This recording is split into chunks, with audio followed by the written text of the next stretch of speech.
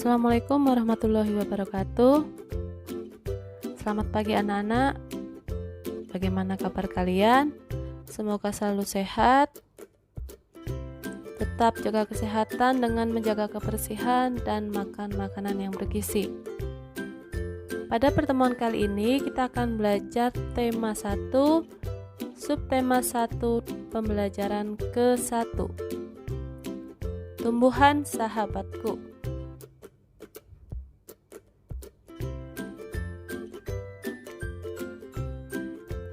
Berikut tujuan pembelajarannya.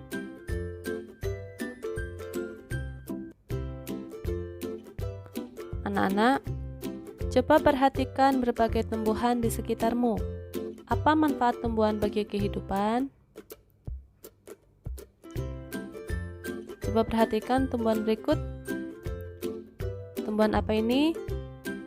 Ya, tumbuhan padi. Apa manfaatnya? Tentunya sebagai sumber makanan untuk kita. Ada tanaman hias. Apakah bermanfaat? Ya.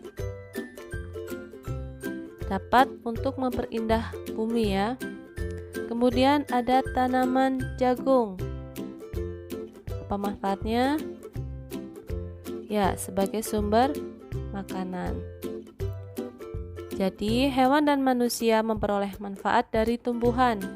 Manfaat tumbuhan bagi manusia antara lain sebagai sumber energi bagi manusia, sumber vitamin, sumber oksigen, pengikat air tanah, dan peneduh atau memperindah kehidupan di bumi. Manfaat tumbuhan bagi hewan yaitu sebagai sumber energi bagi hewan. Tumbuhan merupakan sumber bagi kehidupan manusia dan hewan. Tumbuhan adalah produsen penghasil cadangan makanan dan sumber oksigen untuk bernapas dan melindungi bumi dari sengatan sinar matahari. Coba sekarang kita membaca bagaimana jagung berkembang biak. Jagung merupakan salah satu tanaman yang dijadikan sebagai bahan makanan pokok di berbagai negara, salah satunya di Indonesia.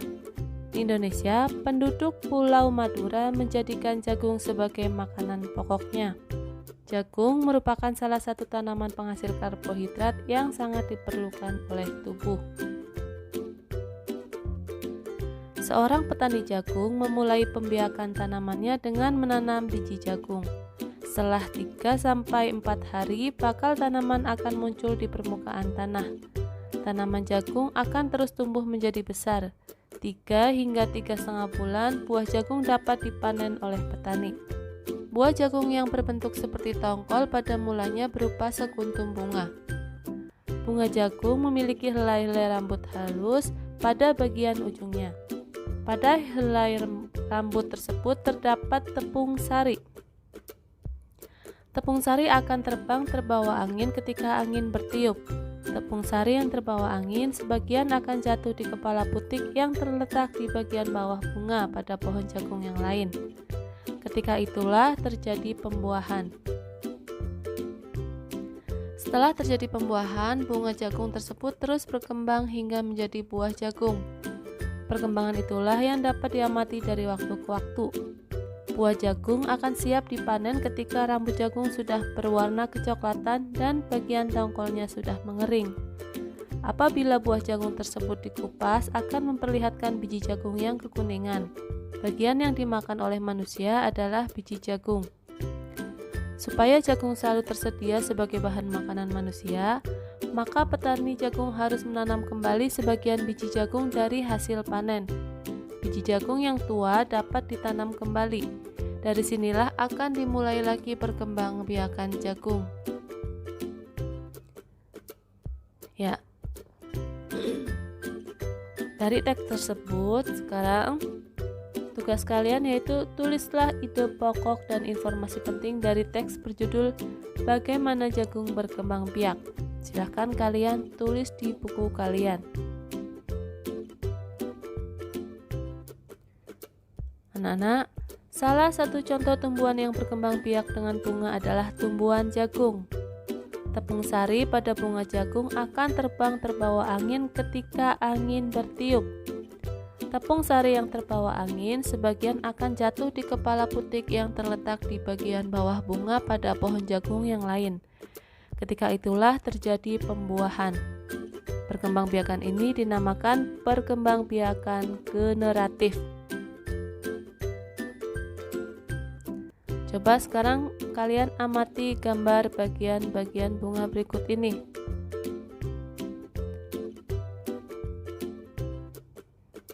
Terdapat mahkota, yaitu yang berwarna ungu, kemudian benang sari, kelopak, dasar bunga, tangkai bunga, bakal biji, tangkai putik, kepala putik, tangkai sari, dan kepala sari.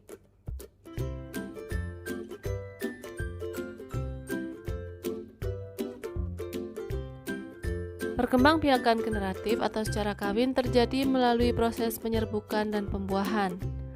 Perkembangbiakan generatif pada tumbuhan diawali dengan penyerbukan, yaitu melekatnya atau jatuhnya serbuk sari ke kepala putik. Setelah terjadi penyerbukan, pada serbuk sari tumbuh bulu serbuk sari yang menuju ke ruang bakal biji. Kemudian serbuk sari akan masuk ke ruang bakal biji melalui bulu serbuk sari. Di dalam ruang bakal biji terjadi pembuahan, yaitu peleburan serbuk sari atau sel kelamin jantan atau spermatozoid dengan kepala putik atau sel kelamin betina atau sel telur. Hasil dari pembuahan adalah sigot. Sigot berkembang menjadi lembaga.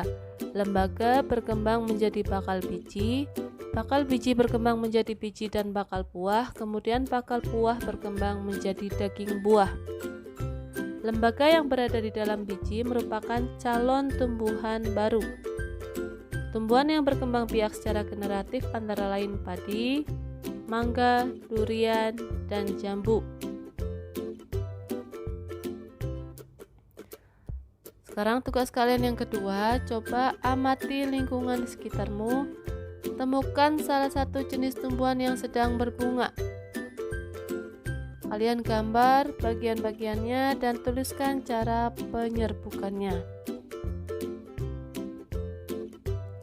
Anak-anak, apa manfaat perkembangbiakan generatif?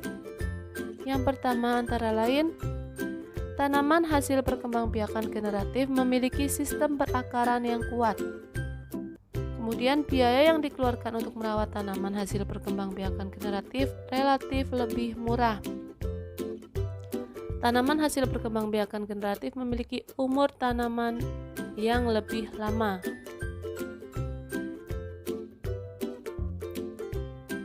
Coba bayangkan seandainya tumbuhan tidak berkembang biak, apa yang akan terjadi? Ya, kita bisa kelaparan ya, karena tidak ada sumber makanan.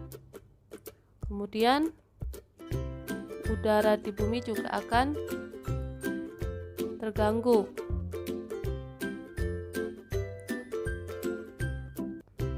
Bunga yang indah bukan hanya tumbuh di Indonesia. Negara-negara lain seperti negara tetangga pun memiliki bunga yang cantik. Karena kondisi geografis yang hampir sama, bunga yang tumbuh tidak jauh berbeda jenisnya.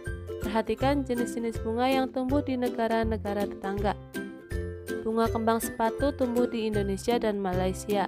Bunga ini dapat digunakan sebagai pewarna. Di Malaysia, bunga kembang sepatu dinamakan bunga raya dan merupakan bunga nasional. Perhatikan bunga Kamboja pada gambar di samping. Bunga ini sering digunakan dalam perlengkapan tari di Bali. Dor campa atau bunga Kamboja dapat ditemukan di Indonesia dan Laos. Di negara tersebut, bunga ini digunakan untuk dekorasi upacara keagamaan dan penyambutan tamu.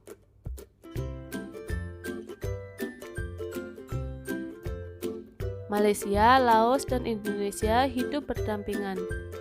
Meskipun berbeda negara, namun ketiganya memiliki persamaan dalam kehidupan sosial dan budaya. Masih banyak negara lainnya yang memiliki kesamaan. Oleh sebab itu, mereka menggabungkan diri dalam suatu organisasi yang bernama ASEAN, yaitu Persatuan Negara-Negara se-Asia Tenggara. Berikut adalah ke-10 negara ASEAN. Ada Myanmar, Thailand, Kamboja, Singapura, Indonesia, Laos, Vietnam, Malaysia, Filipina, dan Brunei Darussalam.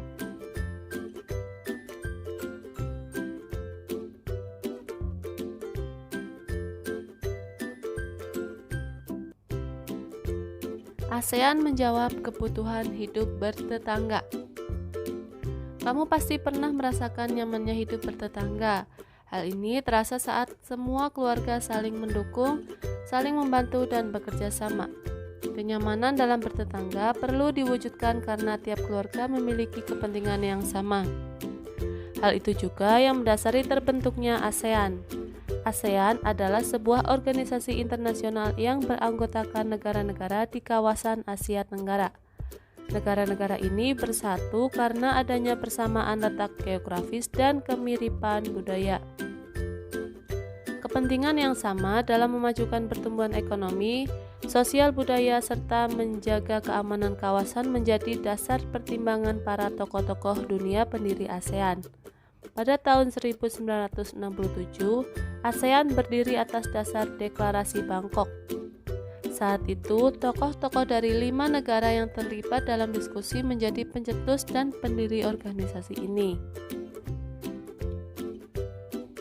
5 negara yang menjadi anggota pertama ASEAN di tahun 1967 adalah Indonesia, Malaysia, Thailand, Singapura, dan Filipina.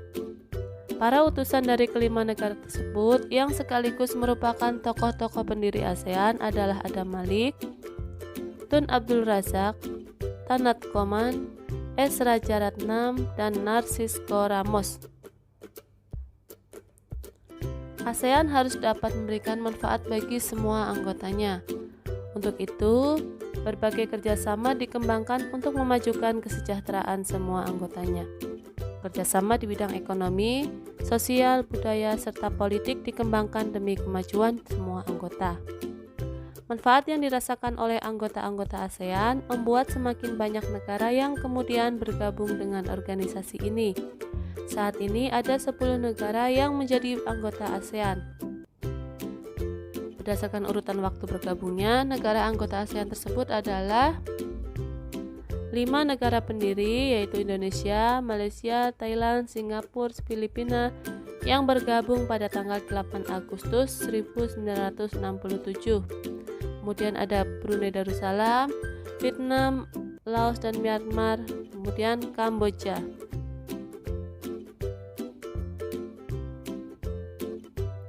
Masyarakat negara ASEAN memiliki kehidupan sosial dan budaya yang unik.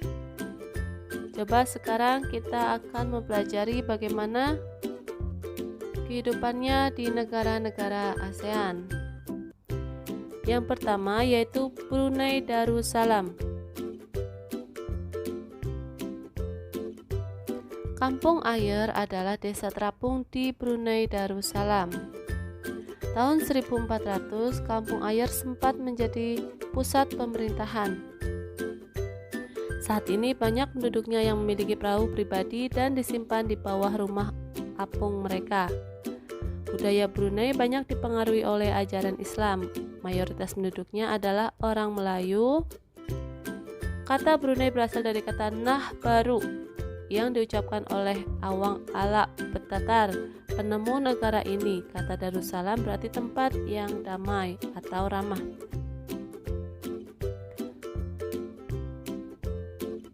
Dalam percakapan, menunjuk dengan jari telunjuk dianggap kasar. Secara tradisional, orang Brunei tidak berjabat tangan dengan lawan jenis. Melepaskan sepatu adalah kebiasaan umum orang Brunei sebelum memasuki rumah orang lain. Kemudian Malaysia. Patung Dewa Murungga di Malaysia merupakan patung berukuran 42,7 meter. Patung ini terletak di Batu Caves atau gua yang merupakan salah satu kuil Hindu di luar India yang paling populer yang didedikasikan untuk Dewa Murungga. Malaysia memiliki kota yang bernama Town, yaitu kota yang terdaftar di UNESCO World Heritage. Kota ini terletak di Pulau Penang. Georgetown adalah kota yang memiliki ragam jenis budaya, banyak gedung peninggalan masa Eropa dan bangunan bernuansa Melayu Tionghoa. 3 kaum utama di Malaysia adalah Melayu, Cina, dan India. Musik tradisionalnya banyak dipengaruhi oleh budaya Cina, Islam, India, dan Indonesia. Makanan khasnya adalah nasi lemak. Sekarang kita ke Filipina. Budaya Filipina merupakan hasil perpaduan antara budaya Barat dan Timur. Kehidupan budayanya dipengaruhi oleh budaya Melayu, Cina, dan Spanyol. Bahasa Filipina adalah bahasa nasional dengan bahasa Inggris sebagai bahasa pengantar untuk urusan perdagangan atau pergaulan. Ada 8 dialek utama yang digunakan oleh masyarakat Filipina. Po-opo adalah sebutan orang Filipina terhadap orang yang lebih tua. Mereka memanggilnya dengan menggunakan kata-kata seperti kuya, ate, manong, atau manang yang menunjukkan rasa penghormatannya. Jabat tangan adalah bentuk salam yang paling sering dijumpai di Filipina. Tarian tinikling merupakan tarian masyarakat Filipina. Tarian ini menceritakan tentang burung tinikling yang berjalan melompat menghindari perangkap bambu petani padi. Kemudian Kamboja. Banyak candi di Kamboja terbuat dari batu. Tari Apsara lahir pada 2000 tahun lalu. Relief tarian banyak ditemukan di bangunan-bangunan keagamaan di Kamboja. Orang Hamir mengenakan syal kotak-kotak yang disebut krama. Kita ke Myanmar. Myanmar disebut juga sebagai negara 1000 pagoda. Hal ini disebabkan karena sangat mudah menemukan kuil-kuil suci Buddha. Pakaian tradisional Myanmar disebut long yi atau mirip sarung Indonesia. Selanjutnya Vietnam. Permainan menangkap jangkrik dengan mata tertutup adalah permainan tradisional anak Vietnam. Vietnam terkenal dengan baju khasnya yang disebut Ao Dai.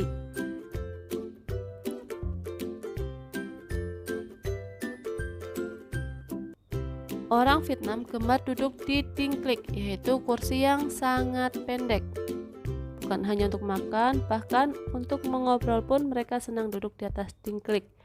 Mayoritas orang Vietnam memiliki nama keluarga Nguyen.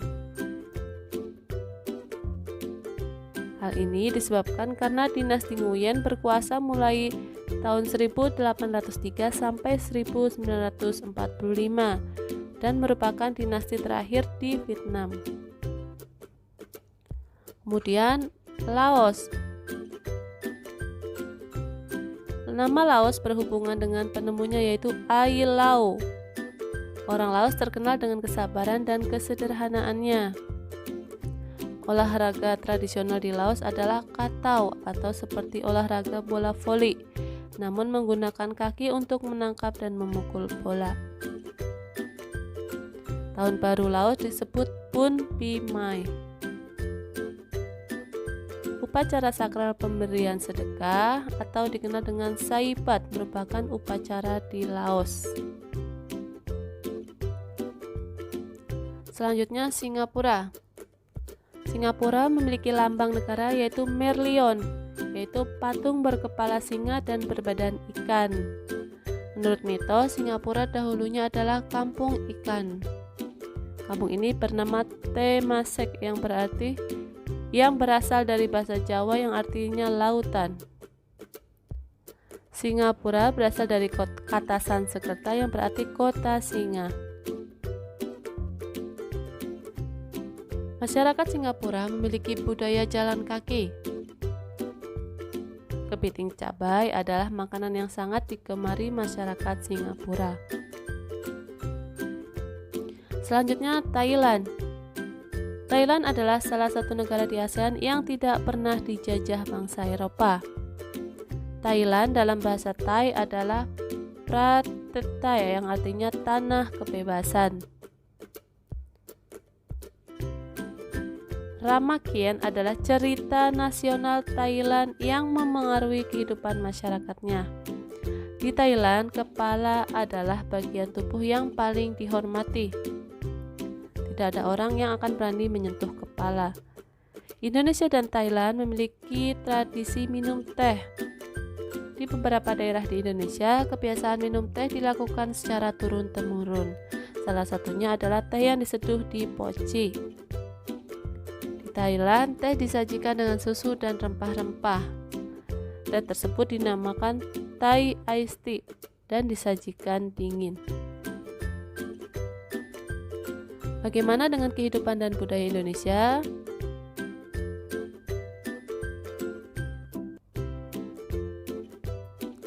Bagaimana dengan kondisi geografis Asia Tenggara? Letak geografis Asia Tenggara berada di antara 3 perairan, yaitu Samudra Hindia dan Teluk Benggala di bagian barat, Laut Cina Selatan di utara, dan Samudra Pasifik di timur.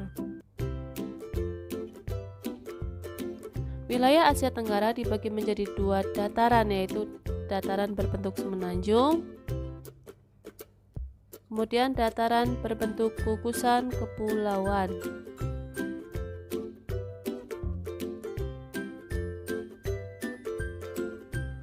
Baik, terima kasih, semoga bermanfaat. Jumpa lagi pertemuan berikutnya. Wassalamualaikum warahmatullahi wabarakatuh.